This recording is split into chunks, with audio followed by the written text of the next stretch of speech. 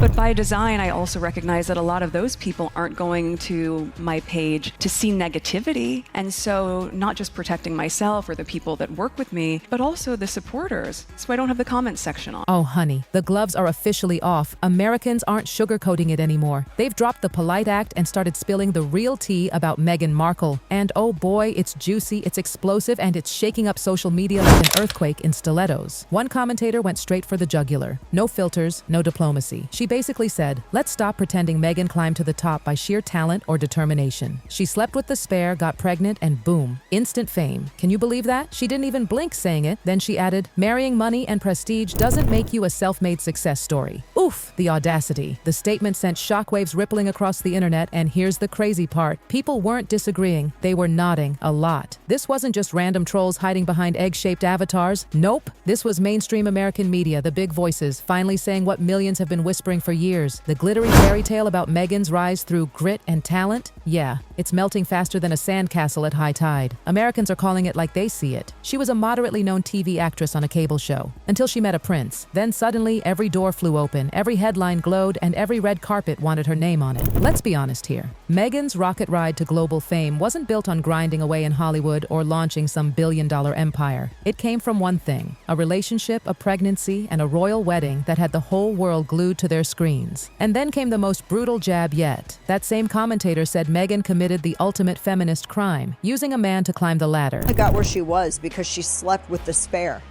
and got knocked up. Let's be honest about it. I mean, that's, I guess that's one way to do it, but... Yikes. For someone who's built her brand around being a feminist, an independent woman, and a female founder, that's not just harsh, it's devastating. The irony, everyone sees it. Here's a woman who constantly talks about empowerment and hard work. But take away the Sussex title, the royal shine, the endless PR polish, and what's left? Americans are asking that question louder than ever, and the silence from Montecito is deafening. And then, oh sweet Dolly Parton, came that Instagram post, the one set to 9 to 5. Meghan wanted to show off her busy working life with a glossy montage set to the anthem of hardworking Americans everywhere. A song about punching clocks, scraping by, juggling bills, and Meghan thought that was the perfect soundtrack for her life. The backlash was instant and brutal. Within hours, the internet exploded with disbelief. One viral comment nailed it. The hardest work she probably does all day is deciding which designer outfit to wear. Ouch! But tell me that's not at least a little true. Meghan's reality? A $16 million Montecito mansion, a team of nannies, assistants, stylists, and publicists. Her workday looks nothing. And I mean nothing, like the grind of real working Americans. Because real 9-to-5ers, they wake up exhausted, fight traffic, answer to difficult bosses, juggle bills, and still manage to feed their kids before collapsing on the couch. Meghan's version of hard work involves curated photo shoots and brand building. The contrast? Couldn't be starker. And what's worse, she tried to act relatable. She framed herself as just like every working mom, when she's never had to choose between paying rent and buying groceries or skipping lunch to save money. Her biggest struggle is probably deciding which private jet to board. Sources close to Meghan claim she genuinely believes she's working hard, that her brand meetings and photo ops count as labor. Sure, being in the public eye comes with pressure, but equating that to the grind of average Americans, that's where she lost everyone. Americans can spot a fake a mile away, and they hate when someone tries to hijack their struggle for sympathy. Meghan wanted relatability. What she got was a reality check. It's like watching someone buy a championship ring and call themselves an athlete. Let's get brutally real about her Hollywood past. Because the revisionist history, it's wild. The way some tell it, you'd think Meghan was Hollywood royalty before the real royalty came along, but insiders are setting the record straight. Suits was her peak, a moderately successful cable show. It wasn't Friends, it wasn't Grey's Anatomy. She wasn't even the lead. She was a supporting actress, part of an ensemble. Respectable career, sure, but not A-list. So now let's talk about that other jaw-dropper, Meghan's Instagram comment section drama. Oh, this one is pure gold. Apparently, during a recent appearance, Meghan explained why she keeps her comment section turned off. Her reasoning? Not for herself, oh no, but to protect her supporters. She said she didn't want them exposed to negativity. How sweet, right? Except no one's buying it.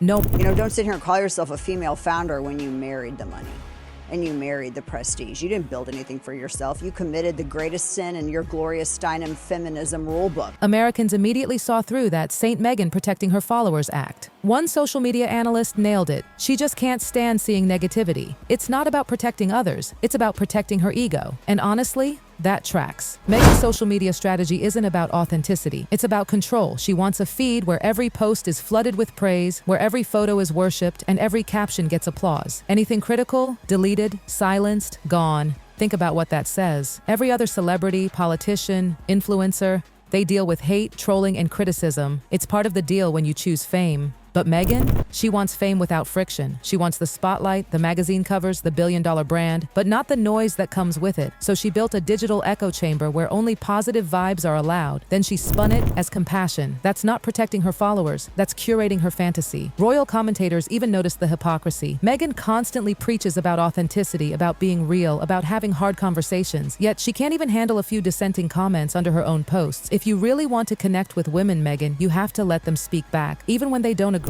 Otherwise, it's not empowerment, it's censorship. And here's the tea nobody's saying out loud. The real reason she turned those comments off. Because she's terrified of what they'd reveal. If every post was flooded with people calling out her contradictions, the illusion would shatter. Better no comments at all and then an open stage for truth. Now, this next one.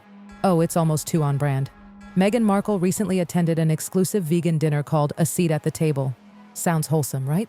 But darling, it was a masterclass in privileged preaching. Picture this, a luxury venue, organic candles, women sipping eco wine while talking about saving the planet. Meghan, the guest of honor, smiling like she's at the center of the world's most enlightened club. The chef gave a heartfelt speech about regenerative food and how giving up meat and dairy is the only way to feed future generations. And Meghan, nodding right along, like she just solved climate change herself. Cue every working class American collectively rolling their eyes. Because, let's be real, it's easy to lecture the world about veganism when your fridge is stocked with $15 a pound organic kale and your chef preps your meals for you. But when you're a mom trying to feed your family of 4 on $50 a week, plant-based idealism isn't on the menu.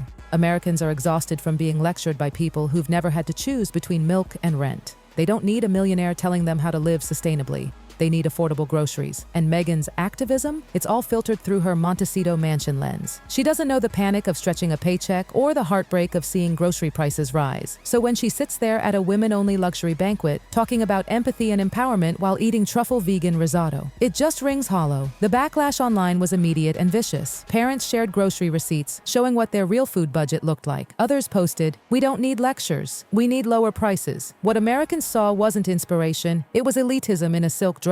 Meghan's world of perfectly staged activism feels more like performance art than purpose, because at the end of the day, her version of changing the world still comes with a 5-star menu and a curated hashtag. Here's where the story takes a jaw-dropping twist. For years, Meghan blamed everything on the British tabloids, the villains of her story. They were cruel, racist, out to get her. But now, it's not the Brits turning on her, it's the Americans. Yes, you heard that right. Her own side of the Atlantic is calling her out harder than ever. The same American outlets that once hailed her as the modern princess are now writing brutally honest pieces about her authenticity, or lack thereof. The fairy tale narrative has crumbled. The protective media bubble, gone. Editors are done publishing puff pieces. They want accountability. They want receipts. They're asking, what happened to that American Riviera Orchard brand she hyped up? Where are those Netflix projects that were supposed to change the industry? Why do all these grand promises end in PR spin and silence? And now the irony is delicious. British media, once accused of cruelty, can finally say, see, we told you so. The same critiques that used to be labeled racist or jealous are now coming from American journalists.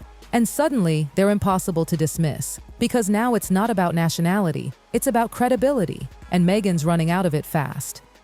Oh, and speaking of credibility, let's talk about the elephant in the streaming room, Netflix. Once upon a time, Meghan and Harry signed that massive, headline-grabbing $100 million deal. It was supposed to be a creative revolution, groundbreaking projects in stories that matter, all that jazz. But guess what? It fizzled. Hard. Their personal docuseries did okay, mostly because everyone wanted the royalty. But after that, crickets. Their other projects flopped or disappeared into development purgatory. Even Netflix execs, according to insiders, got frustrated. They paid royal prices for royal access, expecting bombshells, revelations, something spicy. But what they got was a couple obsessed with control, more focused on their image than the story. As one insider bluntly put it, the juice wasn't worth the squeeze. And yet, Meghan's PR machine jumped into overdrive. Instead of admitting Netflix was pulling back, she spun it as her choice. She claimed she was moving on to new creative opportunities. Classic Meghan move, always make it look like you left first. But Americans? Oh, they know this playbook by heart. They invented it. And the comparison to the Obamas just made things worse. While Barack and Michelle's company, Higher Ground, produced award-winning documentaries like American Factory and Becoming, Meghan and Harry's content was criticized as shallow and self-centered. It's a pattern now. Big hype, fancy launch, minimal delivery, quiet retreat. Then repeat. Spotify deal? Gone. Netflix? Cooling off. The lifestyle brand? Still waiting. Americans are asking the question Meghan's PR team dreads. When will she actually deliver something real? And now we've reached the truth Meghan can't spin her way out of. The truth America is finally saying out loud. Every opportunity she's had, every deal, every appearance, every partnership, ties back to one thing: Harry's title. Take away the Duchess of Sussex, take away the palace glamour, and what's left? Just another ex-actress turned influencer. The speaking gigs, the brand deals, the magazine covers, all because of that royal halo. She's not being booked for her business acumen. She's being booked because she married a prince. And here's where it gets painfully ironic. The woman who built her brand on female independence depends entirely on her husband's name for her career to exist. That's not feminism. That's rebranding dependency as empowerment. It's not entrepreneurship. It's opportunism in couture. The American dream has always been about earning your success, not inheriting it, not marrying it. And Meghan's story, no matter how much sparkle you throw on it, breaks that sacred rule. She didn't build an empire. She married into one, then monetized it. And Americans? They're done pretending not to see it. Now the fairy dust has settled and people are asking, what happens when the royal connection fades? When the public stops caring about the titles, the drama, the Sussex saga? Can Meghan stand on her own? So far the answer isn't promising, because when you strip away the PR gloss and the palace nostalgia, what remains isn't a self-made icon. It's a masterclass in strategic positioning, a story built on proximity to power, not personal achievement. The truth Americans are finally speaking is simple. Meghan Markle's career didn't rise because of her hustle. It rose because of who she married. And as that royal shine begins to dim, the world's starting to wonder whether her star can stand on its own. So, what do you think? Has Meghan truly built something real? Or has it all been one long, glittery royal ride? Drop your thoughts below, hit that like button, and stay tuned. Because this story, it's far from over. The next revelation might just blow the crown right off.